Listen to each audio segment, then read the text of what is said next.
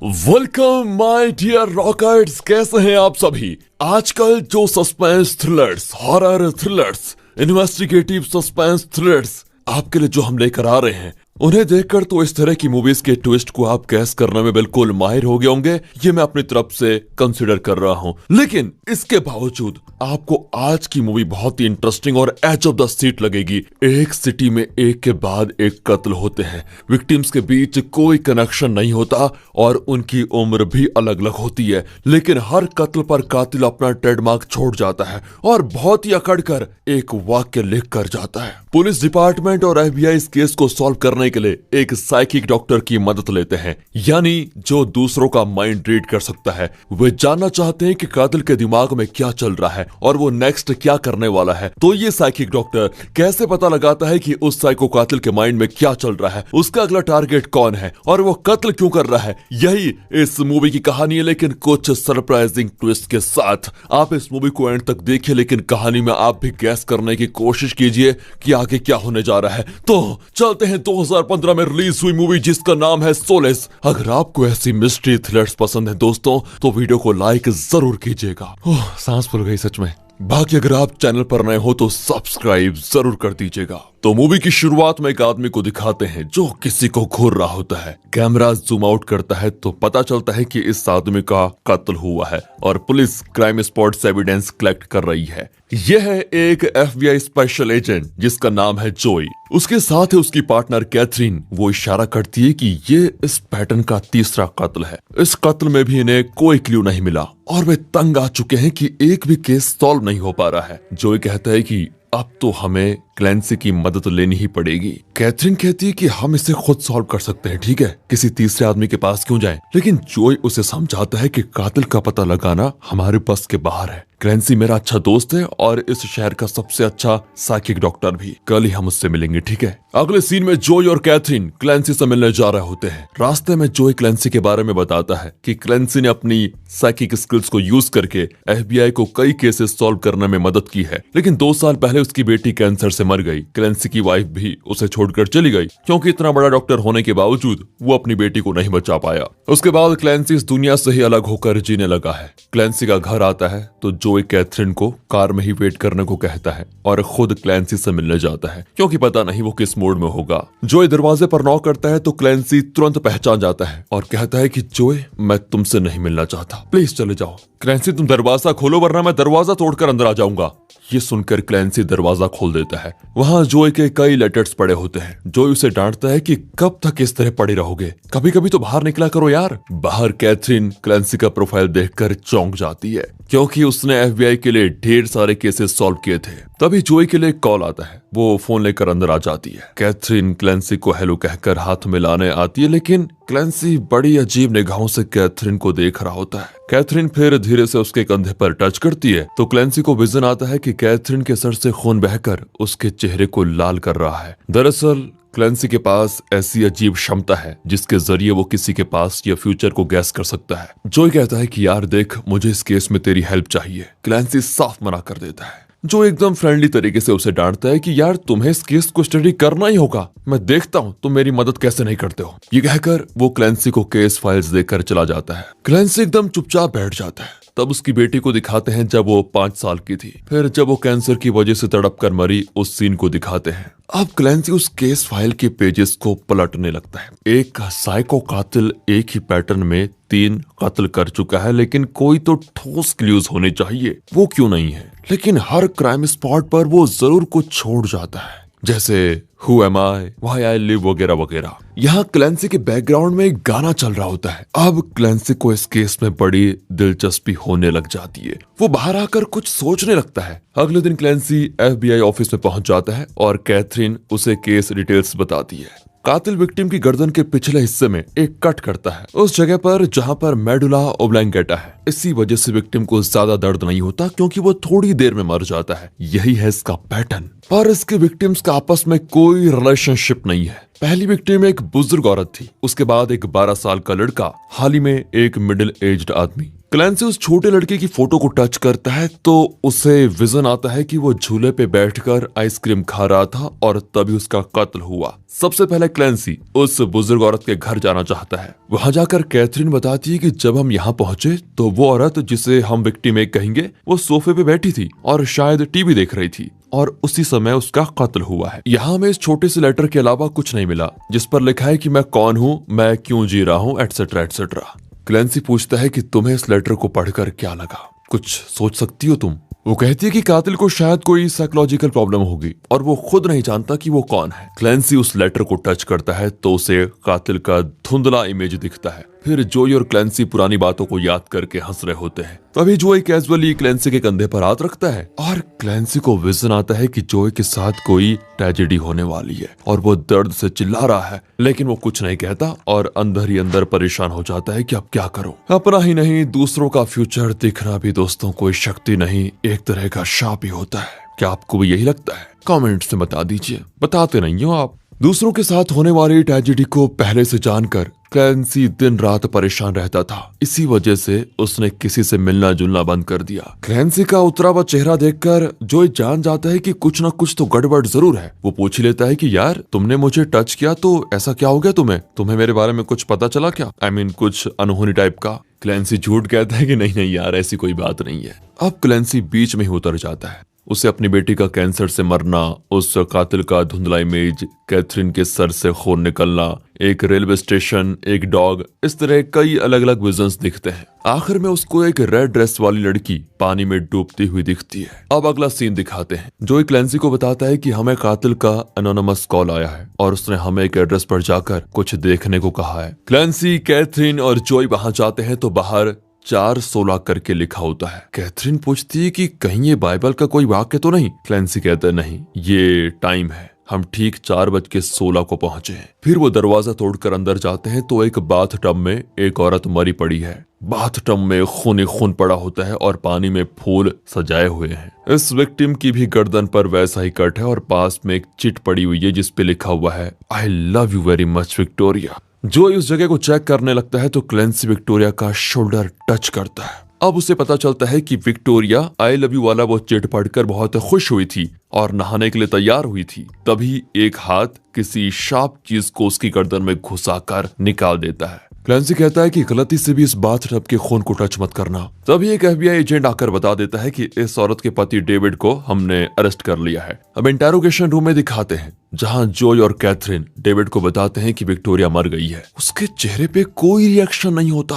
वो पूछता है कि क्या उसके पास कोई लेटर मिला? जोई कहता है कि लेटर क्यों मिलेगा, उसने खुदकुशी नहीं की बल्कि किसी ने उसका कत्ल किया है। कत्ल का नाम सुनकर डेविड जोर से रोने लगता है कि घर से निकलते वक्त मैंने उसके लिए एक लेटर छोड़ा था, मुझे लगा शायद विक्टोरिया ने उसे पढ़कर खुदकुशी कर ली। दूसरी ओर क्लैंसी डेविड की चीजों को टच करके देखता है और जब वो उसके पेन को उठाता है तो उसे विजन आता है कि डेविड का किसी के साथ अफेयर था। इसी बारे में उसने विक्टोरिया के लिए लेटर लिखा था। और अब क्लैंसी इंटेरोगेशन रूम में आता है और डेविड से पूछता है कि तुमने अपने लेटर में पूरा सच क्यों नहीं लिखा? डेविड रोने लगता है। दरअसल डेविड का अफेयर किसी लड़की के साथ नहीं, एक आदमी के साथ था। उस आदमी से डेविड को HIV इन्फेक्शन हुआ। डेविड की वजह से विक्टोरिया भी HIV पॉजिटिव हो गई थी। इसीलिए डेविड ने विक्टोरिया को लेटर लिखा था कि अब मैं तुम्हारे साथ नहीं रह सकता क्योंकि मैं किसी और से प्यार करता हूँ। पर उसने ये नहीं लिखा था कि उसका एक आदमी के साथ अफेयर है। क्लैंसी FBI टीम को बता देता है कि डेविड कातिल नहीं है। विक्टोरिया को जब इसके अफेयर का पता चला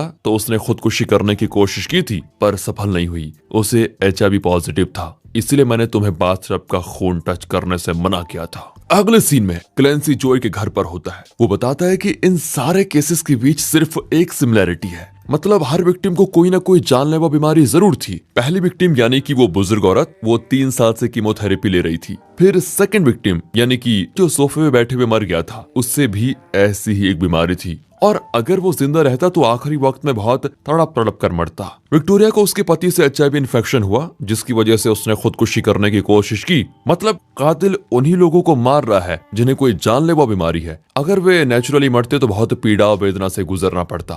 अच्छा, ये सारी चीज तो तुमने सही बता दी, लेकिन वो 12 साल का लड़का, क्या उससे भी कोई बीमारी थी? नहीं थी तो क्यों मारा? क्लैंसी कहता है कि शायद उससे भी कोई जानलेवा बीमारी ही रही होगी, हमें उसका फिर से शव विश्लेषण करना होगा। कैथरीन और क्लैंसी उस लड़के के घर पर जा रहे होते हैं। कैथरीन पूछती है कि फ्यूचर और पास्ट को जानने का ये जादू आपको मिला कहां से, या आपने फिर इसको सीखा है? क्लैंसी कहता है कि इसमें कोई जादू नहीं है, बल्कि ये एक साइंस है, इसे इंट्यूशन भी कह सकती हो आप। कैथरीन उससे अपने फ्यूचर के बारे में पूछती है तो वो नहीं बताता कि जल्द ही तुम्हारे सर से खून बहने वाला है। फिर वो उस लड़के के घर पर पहुंचते हैं। उसके पेरेंट्स दोबारा शव विश्लेषण करने की परमिशन नहीं देते। तब क्लैंसी बताता है कि मेरी बेटी 2 साल पहले मर गई, उसे बचपन से कैंसर था, लेकिन हमें सिर्फ 3 साल पहले पता चला कि उससे ये बीमारी थी। मैं खुद एक डॉक्टर होकर उसे बचा नहीं पाया। अगर आप हमारी थोड़ी सी भी मदद कर सकते हैं तो आपके बेटे के कातिल का जरूर पता लगेगा। इस पर वो दोनों थोड़े शांत होते हैं और अगले सीन में हम उस लड़के की लाश का फिर से विश्लेषण करते हुए देखते हैं। तभी उसको एक फैक्स आता है कि सेरिबेलम को चेक करो। सेरिबेलम यानी ब्रेन का एक पार्ट है दोस्तों। वो उस पार्ट को चेक करते हैं तो एक छोटा सा ट्यूमर निकलता है। ये देखकर क्लैंसी बिना कुछ कहे बाहर चला जाता है। जोई पूछता है तो वो कहता है कि तुम इस केस को छोड़ दो, हम कातिल का पता नहीं लगा सकते। जोई की कुछ समझ में नहीं आता कि इसे ऐसा क्या हो गया है और ये ऐसा क्यों बोल रहा है। कैथरीन तो क्लैंसी के घर पर जाकर चिल्लाती है कि ये क्या मजाक है। क्लैंसी कहता है कि जब तुम पहली बार मुझे केस फाइल्स देने आई थी तो तुमने कातिल के वो लेटर्स दिखाए थे। उसने लिखा था हु एम आई। तुम लोगों को लगा कि वो कोई क्ल्यू है, लेकिन वो इस केस का क्ल्यू नहीं, बल्कि कातिल को पता था कि मैं इस केस में इन्वॉल्व होने जा रहा हूँ, इसलिए उसने वो क्ल्यू मेरे लिए छोड़ा था। जब मैं केस फाइल्स पढ़ रहा था तो बैकग्राउंड में एक गाना बज रहा था। उस गाने के पहले 4 लाइंस को ही कातिल ने इन लेटर्स में क्राइम स्पॉट पर छोड़ा था। जब हम विक्टोरिया के घर गए तो वहां हमारे पहुंचने का टाइम ठीक लिखा हुआ था। उसे पता था कि मैं किस टाइम पे वहां पहुंचने वाला हूं। आज उस लड़के के शव स्टेशन के वक्त उसने मेरे नाम से फैक्स भेजा कि उसके सेरिबेलम को चेक करो। इसलिए मैं कहता हूं कि हम कातिल को नहीं पकड़ सकते, क्योंकि मेरी तरह फ्यूचर को देखने की काबिलियत शायद उस कातिल में भी है। अब मैं जो भी कदम उठाऊंगा उससे पहले ही उसे पता चल जाएगा कि मैं क्या सोच रहा हूँ, इसलिए मैं इस केस में तुम्हारी मदद नहीं कर सकता, सॉरी। वैसे वो सिर्फ उन्हीं लोगों को बिना दर्द के मार रहा है जो कुछ ही महीनों में बुरी मौत से मर जाएंगे। एक तरह से ये अच्छी बात भी है, इसमें इतना परेशान होने की क्या जरूरत है। अब कैथरीन को गुस्सा आ जाता है कि आपकी बेटी को भी तो कैंसर था, उसी से तो वो मरी थी, उसे आपने खुद क्यों नहीं मार डाला, बताइए जरा। इस तरह वो क्लैंसी के ईगो को थोड़ा ठेस पहुंचा देती है। तो वो बदले में कहता है कि तुमने 17 साल की उम्र में एक आदमी के साथ अफेयर किया और 19 साल में एक बच्चे की माँ बन गई, फिर वो तुम्हें छोड़कर चला गया। तुम जैसी लूजर को मेरे बारे में बात करने का कोई हक नहीं है। इस पर बेचारी कैथरीन रोने लग जाती है। वो पूछती है कि पास्ट तो आपने बहुत अच्छा गैस किया, अब जरा मेरा फ्यूचर भी बता दीजिए। क्लैंसी कुछ नहीं बताता और कैथरीन को बाहर जाने को कहता है। दूसरी ओर जोई बड़ी टेंशन में होता है क्योंकि एक और कत्ल हो गया है। क्राइम स्पॉट पर एक लड़की को घिनौने तरीके से मार डाला होता है। दीवार पर उस लड़की के खून और बॉडी पार्ट से एक पेंटिंग बनाई होती है और उस पर लड़की का टॉप चिपकाया होता है, नीचे का ड्रेस वहां पर नहीं होता। कैथरीन रिकॉर्डिंग करती है कि ये उस साइको का काम नहीं है जिसे हम ढूंढ रहे हैं, क्योंकि वो इतने वायलेंट तरीके से कत्ल नहीं करता। जोई परेशान होकर क्लैंसी को ढूंढने निकलता है। क्लैंसी तो शहर छोड़कर जाने के लिए बस में ही बैठा होता है। अब भी उसे विजुअल्स दिखते हैं जिसमें एक क्रॉस, कातिल का इमेज, कुछ फूल, एक मेंढक, सड़क पर खड़ा एक अफ्रीकन अमेरिकन, खून से लथपथ कैथरीन वगैरह वगैरह। तभी जोई की आवाज को सुनकर वो चौंक कर होश में आता है। जोई बताता है कि प्लीज यार, इस तरह काम अधूरा छोड़कर मत जाओ, एक और कत्ल हुआ है और उसमें हमें साइको के बारे में एक क्लू मिला है। अब क्लैंसी जोई के साथ जाने के लिए मान जाता है। जोई बताता है कि विक्टोरिया के बाथटब में जो फूल थे वो बहुत ही रेयर और पॉइजनस फूल थे। हमने उस गार्डन का पता लगा लिया जहां से वो फूल खिलते हैं। उस गार्डन में पहुंचकर क्लैंसी कैथरीन से माफी मांगता है कि मैंने उस दिन तुमसे बहुत रूड बात की थी, आई एम सॉरी। कैथरीन कहती है कि कोई बात नहीं, फिलहाल आप इन फूलों को देख लीजिए। क्लैंसी उन फूलों को टच करके देख रहा होता है। थोड़ी दूर पर ब्लू कलर का एक गार्बेज ड्रम होता है।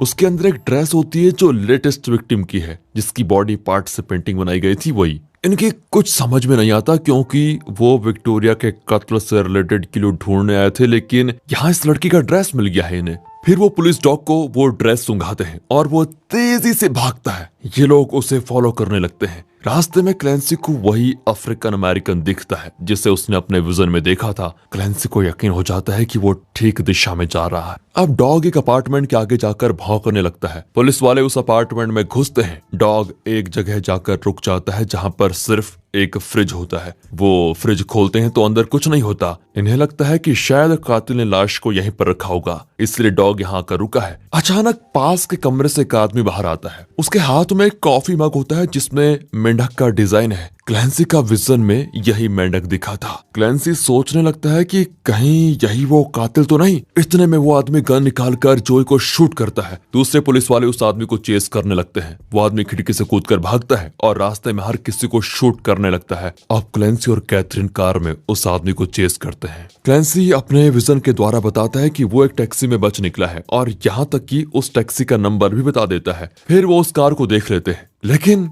तभी एक ट्रक उस पर क्रैश कर जाता है। अब क्लैंसी नीचे उतरता है कि अचानक वो आदमी सामने से क्लैंसी के माथे पर शूट कर देता है।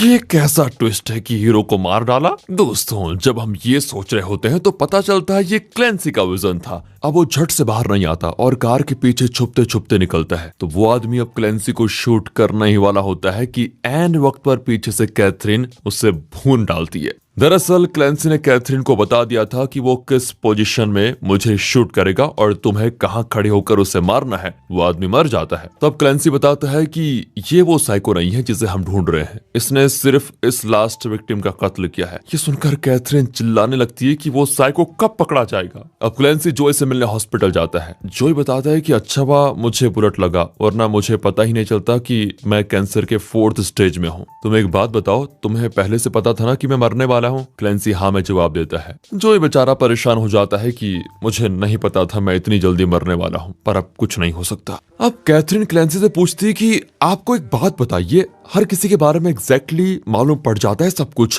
पर क्या आपको अपनी बेटी के कैंसर के बारे में पता नहीं था? है? अब क्लैंसी बताता है कि जब हमने उसका 5th बर्थडे सेलिब्रेट किया तो मुझे विजन आया कि उसकी आत्मा उसके शरीर से निकल कर जा रही है। मैं डरा सहमा हर पल उसी दिन के बारे में सोचता रहता जब वो हमें छोड़कर चली जाएगी, पर मुझे नहीं मालूम था कि उसे कैंसर है। जब वो 20 साल की हुई तब हमें पता चला कि वो दर्द से तड़प तड़प कर चल बसी। और अब जोई का फ्यूनरल दिखाते हैं, यानी कि वो मर गया, जहां क्लैंसी जोई के बेटे को गले लगा लेता है। तभी उसे एक विजन आता है कि ये लड़का फ्यूचर में बहुत खुश रहेगा और लाइफ में वेल सेटल्ड भी। क्लैंसी खुश हो जाता है। फिर वो एक रेस्टोरेंट में जाता है जहां उसे फिर कुछ विजन्स आते हैं। अचानक एक आदमी उसके सामने आकर बैठता है और ये वही साइको है जिसे FBI, क्लैंसी और हम सभी ढूंढ रहे हैं। दोस्तों, वो क्लैंसी को ही कन्विंस करने की कोशिश करता है कि मैं बहुत भला काम कर रहा हूँ। जो लोग दर्द भरी मौत मरने वाले होते हैं उन्हें मैं ऐसी मौत देता हूँ जिसमें उन्हें दर्द बिल्कुल नहीं होता। तुम्हारे पास भी तो फ्यूचर जानने की शक्ति है,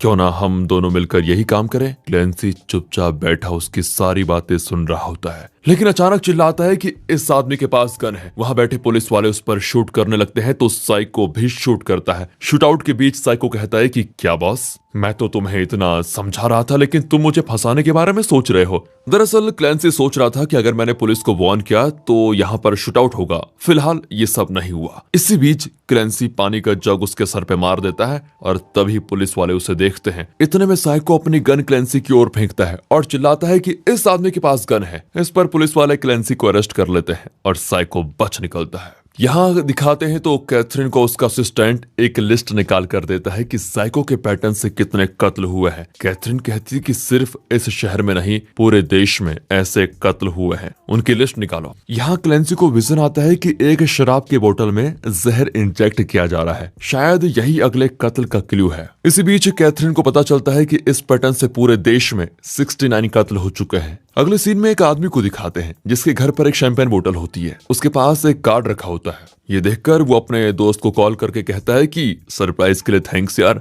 ये कहकर वो बोतल को अंदर लेकर जाता है। तभी कातिल एक गन लेकर घर में घुसता है, पर वहां क्लैंसी तो आराम से बैठकर पूछता है कि अरे अरे इस बार तुम गन भी लेकर आ गए, प्लान चेंज कर दिया क्या? इतने में घर का ओनर बोतल लेकर बाहर जाता है और डर कर पूछता है कि तुम दोनों कौन हो भाई और गन लिए यहाँ पर क्या कर रहे हो? क्लैंसी उसे चुपचाप बैठने को कहता है और कातिल से पूछता है कि तुम इस आदमी का कत्ल क्यों करना चाहते हो? कातिल कहता है कि इस आदमी को न्यूरोफाइब्रोमेटोसिस नाम की एक खतरनाक बीमारी है। ये कुछ ही दिनों में मरने जा रहा है, लेकिन कल ये एक लड़की से मिलने वाला है और ये दोनों इंटीमेट होने वाले हैं। वो लड़की इसके बच्चे की माँ बनेगी और उस बच्चे को भी इसकी बीमारी होने के 50% चांसेस हैं, इसीलिए आज मैं इसे खत्म करने जा रहा हूँ। ये तो ऐसे बातें कर रहा है जैसे ये भगवान है। खैर, दूसरी ओर कातिल ने जिस जगह से गन खरीदी थी कैथरीन उस जगह का पता लगा लेती है और उसके बिल से उस कातिल का एड्रेस पता चल जाता है। वो तुरंत उस एड्रेस के लिए निकलती है। यहाँ क्लेंसी कातिल को धमकाता है कि अगर तुमने इसे मारा तो मेरे पास भी गन है, मैं तुम्हें उड़ा दूंगा। अब कातिल को वहां से जाना पड़ता है। क्लेंसी उस आदमी को बताता है कि इस शैंपेन की बोतल में जहर मिला है, जल्दी हॉस्पिटल जाओगे तो जान बच जाएगी। ये कहकर वो कातिल के पीछे जाता है। वो नीचे बेसमेंट में जाता है तो वहाँ कातिल के कई रूप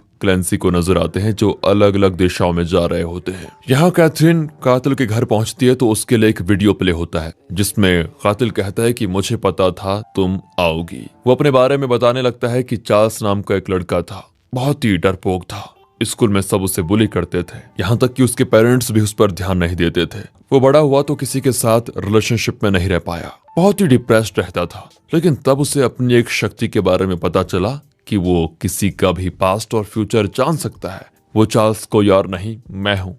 उस दिन मैंने फैसला किया कि जब तक मैं जिंदा हूँ किसी को दर्द भरी मौत मरने नहीं दूंगा, और तब से मैं ऐसे मरीजों को पेनलेस डेथ देने लगा हूँ जो अगर नेचुरली मरते तो दुख और दर्द भरी मौत होती। यहाँ क्लेंसी अपने विजन की मदद से गैस कर लेता है कि कातिल कहाँ गया होगा। वो एक रेलवे स्टेशन जाता है। वहाँ वो एक पुलिस वाले को बताता है कि अगर तुम्हें प्रमोशन चाहिए तो अपने सीनियर को कॉल करके कहो कि वो साइको कातिल इसी स्टेशन में है। वो आदमी भी बिना सोचे समझे सीनियर को कॉल करके बता देता है। यहाँ वीडियो में चार्ल्स कहता है कि तुम्हें एक कॉल आएगा और तुम्हें पता चल जाएगा कि मैं कहाँ पर हूँ। तभी कैथरीन को कॉल आता है कि चार्ल्स रेलवे स्टेशन में है। कैथरीन वहां भागती है। इतने में क्लेंसी स्टेशन पहुंच जाता है। इतने में वो चार्ल्स को देखता है जो ट्रेन में चढ़ जाता है। क्लेंसी भी उसी ट्रेन में चढ़ जाता है। चार्ल्स कहता है कि बॉस यहाँ बहुत भीड़ है। ये कहकर वो ऊपर शूट करता है तो वहां बैठे पैसेंजर्स उठकर भाग जाते हैं। यहाँ कैथरीन ट्रेन को रोकने के लिए ट्रेन ऑपरेटर को कांटेक्ट करती है। वो कहता है कि मैम अचानक नहीं रोक सकते, आप अगले स्टेशन पर उस आदमी को पकड़ने की कोशिश कीजिए।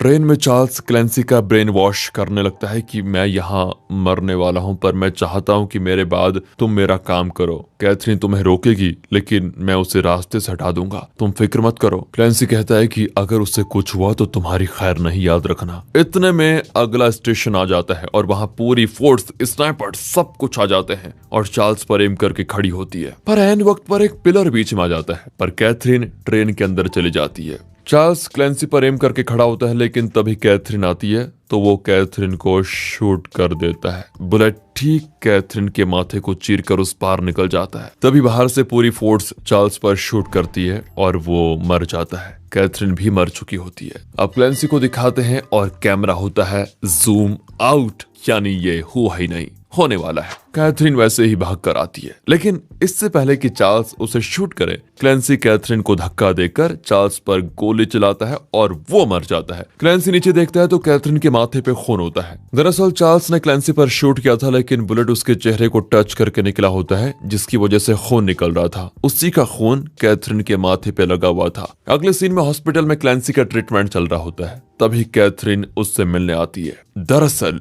शुरू से क्लेंसी को कैथरीन में अपनी बेटी नजर आती थी, इसलिए वो हमेशा कैथरीन को बचाने की ही कोशिश करता रहता था। अगले सीन में क्लेंसी एक पार्क में बैठा होता है। उसकी वाइफ जो उसे छोड़कर जा चुकी थी वो वापस आकर कहती है कि अब मैं तुमसे गुस्सा नहीं हूँ, मुझे तुम्हारे लेटर्स मिलते रहते थे। इस तरह ये दोनों फिर से एक हो जाते हैं। वाह क्या हैप्पी एंडिंग हुई। अगर आप ये सोच रहे हैं दोस्तों तो सच कुछ और ही है, आपको बता दूं। अगले सीन में क्लेंसी की बेटी को दिखाते हैं जो कैंसर की वजह से दर्द के मारे तड़प रही थी। क्लेंसी उसके पास जाकर कहता है कि बेटी शांत हो जाओ, थोड़ी देर में सारा दर्द निकल जाएगा। ये कहकर वो अपनी बेटी को एक इंजेक्शन देता है जिसमें जहर था। दरअसल उससे अपनी बेटी का दर्द देखा नहीं जा रहा था और उसने अपनी बेटी को आराम से मारने का मौका दिया। मतलब क्लेंसी ने अपनी बेटी के लिए वही किया था जो चार्ल्स ने अपने विक्टिम्स के लिए किया था। यहाँ पर हमें ना बहुत बड़ा कंफ्यूजन होता है कि इसमें कौन अच्छा है कौन बुरा।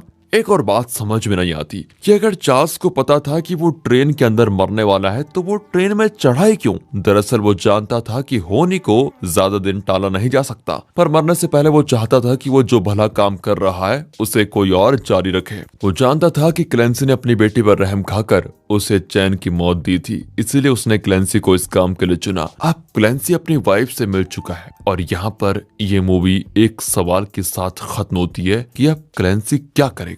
क्या वो चार्ल्स के काम को जारी रखेगा या फिर नॉर्मल जिंदगी जिएगा? देखो दोस्तों, आप डेली मूवी देखते हो तो आप सिर्फ देखा ही मत करो, उसे फील क्या करो। आप भी मूवी देखते हो तो एनालिसिस आप भी कर सकते हो। तो कमेंट्स में बता दीजिए अपनी राय। मिलते हैं ऐसी बेहतरीन मूवीज के साथ, तब तक के लिए गुड बाय, ख्याल रखिए।